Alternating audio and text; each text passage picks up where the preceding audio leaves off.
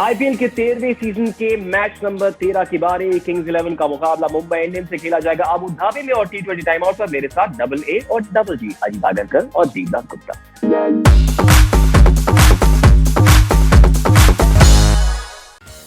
Kings 11 Punjab और Mumbai Indians दोनों टीमें 3 मैच खेली, 2 हारी। लेकिन अजीत और दीप, हमारे इस 5 पॉइंट रिव्यू का पहला पॉइंट, क्या मुंबई कर रही है बुमराह का सही इस्तेमाल? शुरुआत में गेंदबाजी नहीं कर रहे हैं। अजीत, कौन से ओवर्स इनको देने चाहिए आपके हिसाब? पहली ओवर डालनी चाहिए उन्होंने। पहली गेंद मैच की।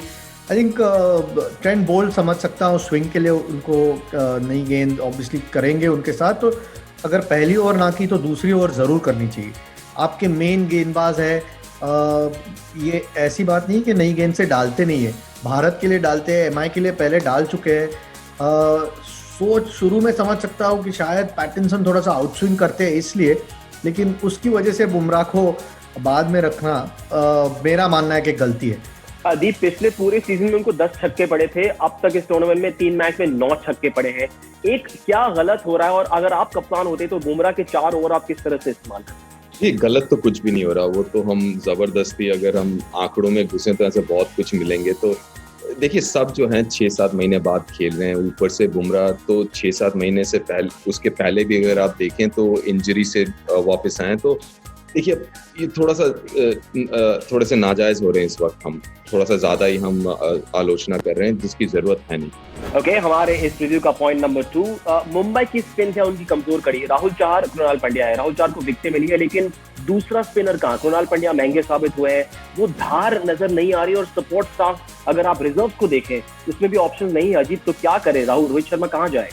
देखिए, पिचेस इतनी मदद नहीं कर रही है इस वक्त स्पिन गेंदबाजों को। तो अगर हम एक कोई वीकनेस अगर कहना चाहे तो है मुंबई इंडियंस की टीम में, वो शायद उनकी स्पिन गेंदबाजी की डेप्थ है कि ज़्यादा विकल्प है नहीं वहाँ। तो वो तो पहले से हमें पता था। राहुल चार अच्छी गेंदबाजी कर रहे, कृणाल पांड्या को थोड़ा स्टेप अप करना होगा।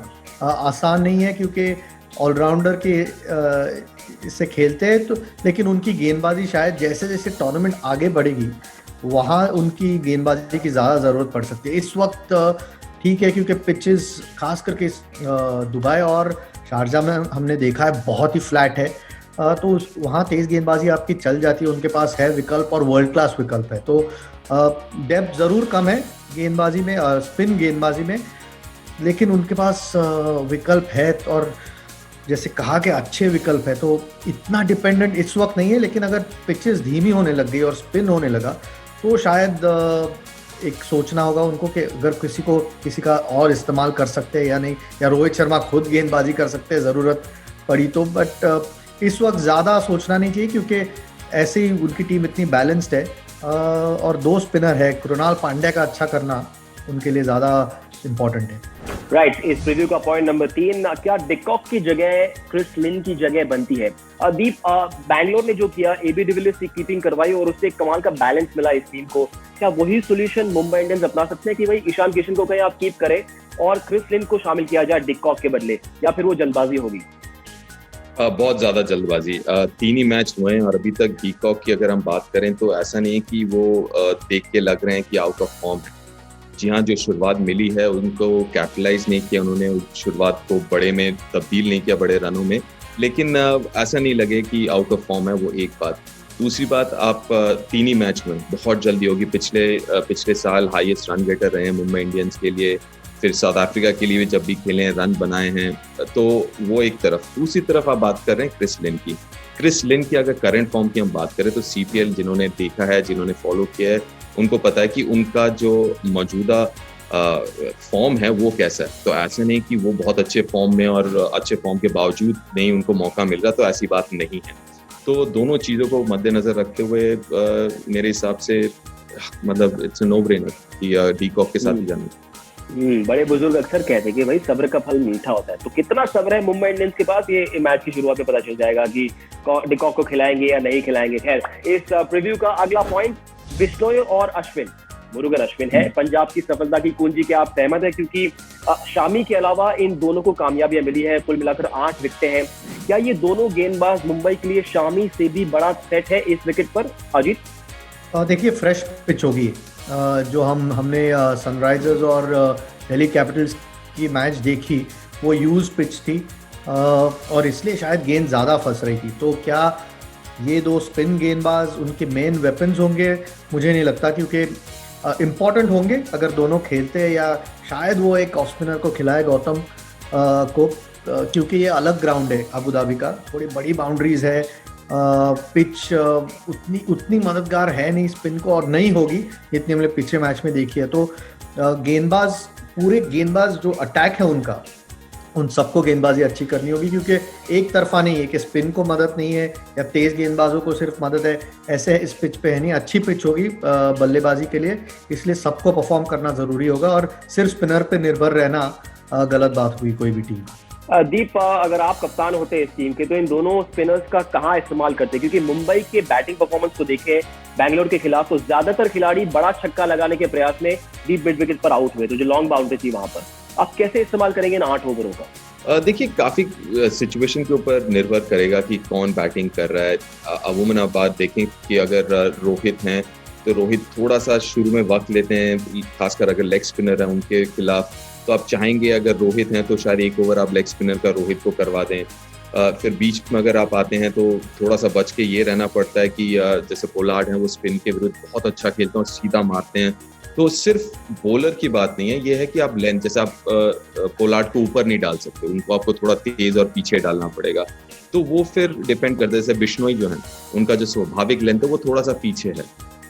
दूसरी तरफ मुर्गन की बात करें, हालांकि दोनों ही रेस्ट स्पिनर हैं, दोनों ही लेग स्पिनर हैं, लेकिन दोनों थोड़े से अलग है। मुर्गन थोड़ा सा ज्यादा हवा देते हैं, थोड़ा ज्यादा ऊपर करते हैं, तो आप चाहेंगे कि वो पोलार्ड को कम बॉल करें। वही आप चाहेंगे कि अगर कोई स्पिनर डाला है तो वो बिश्नोई डाले पोलार्ड को, तो वो थोड़ा सा सिचुएशन के हिसाब से होगा। राइट, इस प्रीव्यू का 5वां पॉइंट, कॉटरल को डेथ में बॉलिंग नहीं करनी चाहिए। ये एक थियरी है, क्योंकि कॉटरल को पिछले मुकाबले में जिस तरह से छक्के पड़े थे अजीत, क्या उसके बाद उन्हें डेथ बॉलिंग से दूर रखे? अगर हाँ तो उनके 4 ओवर से कैसे इस्तेमाल करें? देखिए, छक्के सभी बॉलर्स को पड़ते हैं, मैं गेंदबाज था तो मुझे पता है। तो एक मैच की वजह से आप डिसीजन लेना नहीं चाहिए, आपको ओवरऑल देखना चाहिए कि क्या गेंदबाजी ठीक कर रहे हैं वो। और मुझे नहीं लगता उतनी खराब गेंदबाजी कर रहे हैं। एक थॉट है कि आप उनको ऊपर ज़्यादा उनकी गेंदबाजी का इस्तेमाल करें, लेकिन जब आप मेन गेंदबाज हो तो अच्छी गेंदबाजी कर रहे हो तो ठीक बात है, शायद आप 3 ओवर कर सकते हो, लेकिन मेरा मानना फिर भी है कि आपके जो मेन गेंदबाज है उनकी 1 ओवर, खास करके तेज़ गेंदबाज, उनकी 1 ओवर बाद में रोके रखना बहुत जरूरी है। वैसे इनके स्क्वाड में एक विकल्प है दक्षिण अफ्रीका के लंबे तगड़े फास्ट बॉलर हारिस मिलियन, 125 टी20 मैच खेले, 140 दिखते हैं, 19 का स्ट्राइक रेट, और बल्ले से बड़े छक्के भी लगाते हैं। क्या एक टेम्पटेशन होगा कप्तानों का, या फिर सोचेंगे कि नहीं जल्दबाजी हो, 4-5-6 मैच हो जाने दो फिर सोचेंगे? देखिए, टेम्पटेशन तो जरूर होगा, क्योंकि विलियन की एक और खासियत है कि तेज डालते हैं, उनके पास वो गति है, तो वो भी, और खासकर इस पिच के ऊपर जहाँ पे थोड़ी सी मदद है, जो थोड़ा सा पेस है पिच पे भी, तो उसमें फायदा जरूर हो सकता है। लेकिन पर मेरा ये मानना है कि अगर हर एक मैच में जो बॉलर मार खाता है उसको हटा देंगे तो फिर 5-6 मैच के बाद आपके पास बॉलर नहीं होंगे 5। पहले मैच में आपने क्रिस जॉर्डन को हटा दिया एक मैच में मार खाने के बाद, अब आप कह रहे हैं कॉटरल को दूसरे मैच के बाद आप हटा देंगे। इस तरीके से तो फिर थोड़ा सा मुश्किल हो जाएगा ना कम 5-6 मैच के बाद। तो कहीं ना कहीं हाँ विकल्प हैं, और अच्छे विकल्प हैं। हार्डिस विलियन बहुत अच्छे विकल्प है, लेकिन थोड़ी सी जल्दबाजी हो जाएगी। बिल्कुल, जल्दबाजी में समझदारी नहीं है। लेकिन दीप और अजीत, जल्दी आपका prediction and 1 player to watch out for from this game. Deep? मैं कहूंगा मुंबई इंडियंस, क्योंकि किंग्स 11 हालांकि बहुत अच्छी क्रिकेट खेलते हुए आए हैं, लेकिन थोड़ा सा बॉलिंग मुझे थोड़ा सा हल्का लग रहा है, और टॉप ऑर्डर के ऊपर ज्यादा निर्भर।